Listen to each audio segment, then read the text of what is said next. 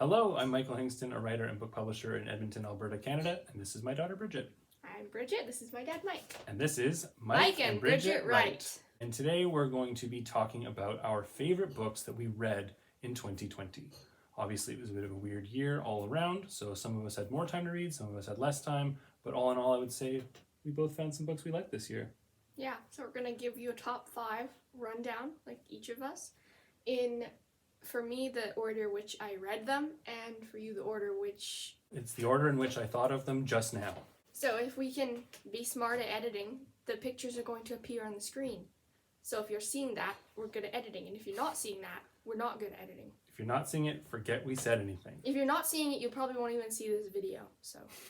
Okay, who's first? Bridget's Me. First. Dibs. The first book I read this year, which I really liked, was Caraval by Stephanie Garber, which was nominated for 2020 YRCA but did not win. I can't remember if I voted for that one or a different one, but it doesn't matter because it was really close and I really enjoyed both of them. At first I was a little bit turned off by it because it's one of those like, what would you call it? Like the person finds magical circus / carnival / fair / amusement park and it fixes their life. I mean, I'm saying that's a genre. I've read like 4 books, which is too many, that are like that. But this one was actually pretty good and it was like mysterious and you weren't sure if things were real in it, and it was cool and I really liked it. The only thing about it that was no good is that if you don't read the sequel, the ending is terrible, and I actually didn't read the sequel, so I'm still not happy with the ending. And so I feel like you should wrap up your book more, even if there is a sequel, because it didn't feel wrapped up at all. My first pick for one of my favorite books I read this year is a graphic novel called Clyde Fans, which is by the cartoonist and book designer Seth. He just goes by one name, Seth. It's published by Drawn and Quarterly in Montreal, and it's a big, beautiful hardcover book in a slipcase. It's about 500 pages long, or if it's not, it feels that long. And it's sort of his life's work. He's been drawing and writing the story for about the last 20 years. So the great thing about it is when you start out, you can actually see his artistic style evolve.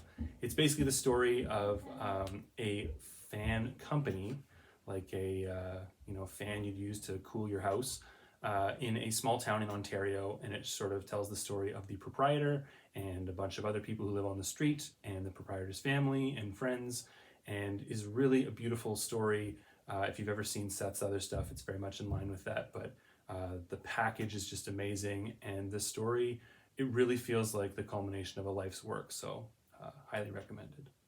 For me, number 2 is Nevermoor, The Trials of Morrigan Crow by... Jessica Townsend.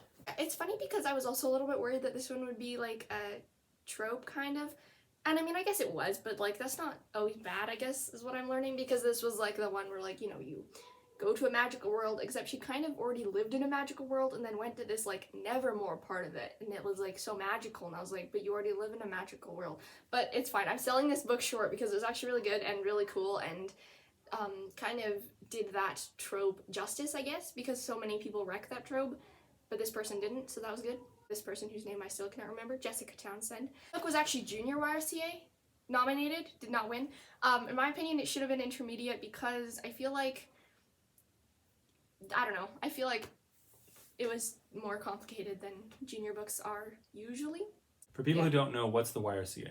Young Reader's Choice Award, which is done in, I believe, 3 or 4 states and a couple provinces too, like right just along the border there. It's like Alberta, Saskatchewan, Montana. As a young person, you can nominate books that you enjoyed, that you think would be good for the award, and then young people vote on it. We have some intense Mario Kart adventures going on upstairs. Hey guys, could you close the door? Thank you.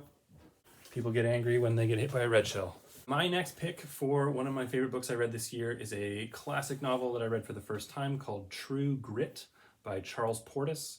Portis is an American writer who wrote, I think, only 5 novels in his lifetime, and they're sort of cult classics. Anyone who's read Charles Portis seems to love him. True Grit is probably his most well-known novel, especially because a couple years ago it was made into a Coen Brothers movie, and I remember watching the movie and thinking it was okay. and finally got around to reading the book this year, and it was just so funny and so well done. It's a cowboy story about I think a 14-year-old girl who has to go off on a quest by herself to go settle some family business in a bunch of towns in the Old West. There's a scene where a drunk cowboy is trying to prove that he's not drunk, so he's throwing these like corn snacks in the air and trying to shoot them out of the air. Didn't you like read me? I feel like you read me one of these weird drunk cowboy scenes. I definitely read this scene out loud to the rest of my household. If you've never read Charles Portis, that would be a great place to start. Okay, number 3 for me is the Da Vinci Code by Dan Brown. This book, my dad convinced me to read or suggested that I read because I was starting to get sort of interested into like the thriller kind of world of writing. And yeah, I mean, I haven't read a thriller before, but if that has to be what a thriller is, because there is no stop and it is constant and moving and danger, and it was really cool.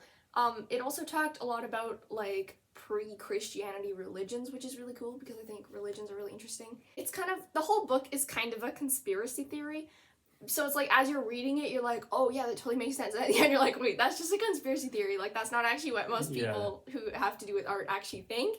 But it kind of tricks you, which is, not tricks you, but convinces you, I guess, which is kind of good, kind of the point of it. Okay, my third book is maybe one most people might not have heard of. It's a nonfiction book published here in Alberta, actually, about 10 years ago. It's by... I have my books next to me, but we're trying to keep them off frame so we can use our new editing technique. Because I'm a library fanatic. So, it's by M.N. Hall, and it's called The Grads Are Playing Tonight. And this is a sort of academic, sort of popular history of a basketball team here in Edmonton, an amateur women's team that existed from 1925 to 1940 at sort of an early but important time in basketball in general, but also for women's sports. And this team is arguably the best basketball team of all time. Their winning percentage was something like 95%. There was, I think, a 7-year period where they went completely undefeated. They played teams from all around North America, other women's teams, and won the international championship trophy so many times that the sponsor of the trophy just gave it to them permanently. My dad is obsessed with this team. He got a grad sweater for Christmas. Of course he picked a Grads book. I did ask for Grads merch for Christmas, but it's an amazing story. I'm so interested in it. It's interesting for all kinds of reasons, and this book is really the first one to sort of look at them in any detail. It takes you through player by player, one of whom just happened to live in our neighborhood here in Edmonton, which is quite cool.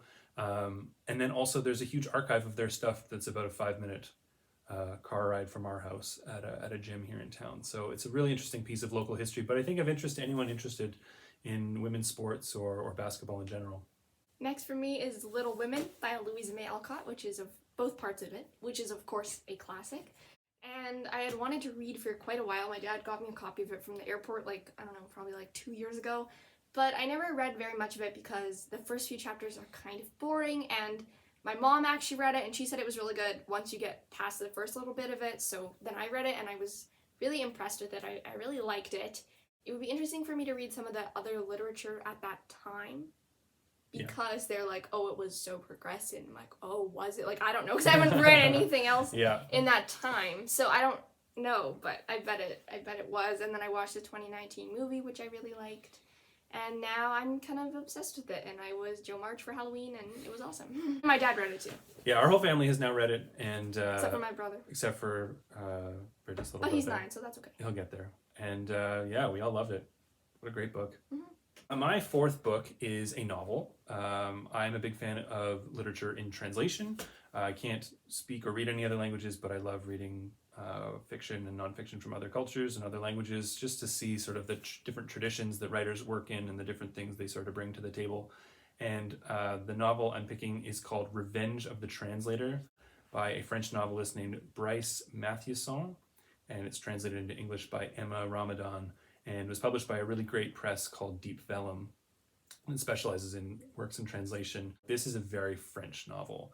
It's very did they just eat croissants all day? Yeah, it's very cultured. Like, everyone is very elegant and fancy and speaks well and dresses well, but it's very postmodern in a lot of ways. The idea of the story is there's a story on the page, but the translator of the book is itself about translation, and the translator of the book that you are reading has decided to take revenge on the main character in the book. So it really keeps drawing your attention to the ways that translation works, which I find totally fascinating. And it creates this multi-level sort of game where you're reading little translator's notes at the bottom of the page, but it's not clear whether they come from the actual English translator of the book or if the author wrote them in originally. And so, and then the whole story sort of takes several spins and spirals where you think you understand the book on one level, and then it drops into a whole other level, and you realize the translator has actually been changing the story all along, and so the story you're reading isn't even the original story. The translator's been sort of having his way from the beginning. Then the actual English translator is pulled into the story at one point. The past is sort of rewritten in different ways. There's lots of tricks on the page. I'm not sure I loved where the story ended up precisely, but I don't think I had more fun trying to figure out any other book I read this year. So if you're into sort of stylistic games and that sort of thing, man, I had such a blast reading this book. The final one for me is A Midsummer Night's Dream by William Shakespeare, which is technically a play, but like it was in a book, so I really enjoyed it because it's just so funny. I used to think that Shakespeare comedy just meant that it ended with a wedding and it wasn't actually funny, but it turns out it's actually really funny. And it ends with a wedding. Well, yeah, there you go. I was like, it doesn't end with the wedding, but it actually does because I just kind of missed that part. It's a little bit hard to understand, but I got like most of it. And if anyone wants to read Shakespeare but is bad at like reading that sort of language, on SparkNotes they have like the actual text and then like modern text, which I think I did look at like a couple times, and that makes it a lot easier if you've never read that kind of thing before. But it's so funny. Like everyone's just, yeah, it's really good. Mostly bottom. The plot of that play is just Puck messing things up, which I think is so funny. I'm a theater person. I've read tons of scripts, like modern ones, and I feel like maybe if Shakespeare were to look at those, he would say, oh, what's the director supposed to do? Like, it tells you so much more. And then in this play, all it says is like exit, or like apparently there's a plural called exunt, which I didn't know. More than one person is exunting. I also wanted to read it because my friend in Victoria is Helena in her school play of it, and I was like, I want to understand that more, so yeah, it's really cool. My last book that I'm going to pick for today is actually an audiobook, is how I first listened to it. And audiobooks are sort of a new thing for me. I've been in the car a lot this year doing deliveries for a bookstore here in town and decided to try out some audiobooks. And this was the first audiobook that I really clicked with. And also, in my head, it's sort of a different category because I wonder what it would be like to read it on the page as opposed to hearing someone say it to you. But it's called Chaos. It's by Tom O'Neill, written with Dan Piepenbring as the co-writer.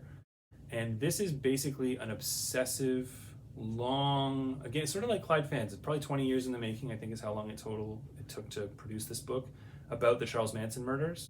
I mean, the first 50 pages are about what happened in the Manson murders, and then everything else is about the journalist Tom O'Neill basically being given a sort of fluffy magazine assignment back in 1999 about the legacy of the Manson murders, and he finds some weird things out that don't seem to match the official story, and goes down this rabbit hole that I think most people would just bail on pretty quickly and go, oh, that's weird.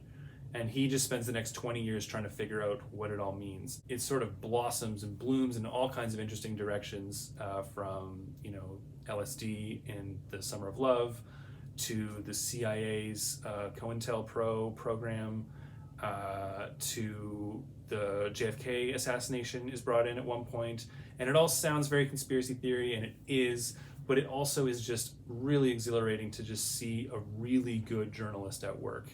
When he comes across a name he doesn't know, he will just go find them and interview them. And the great thing about Chaos is it takes you through his process. So a lot of it is about us in his shoes, knowing stuff as he knows it, discovering something as he knows it, and sort of letting that illuminate the case even further.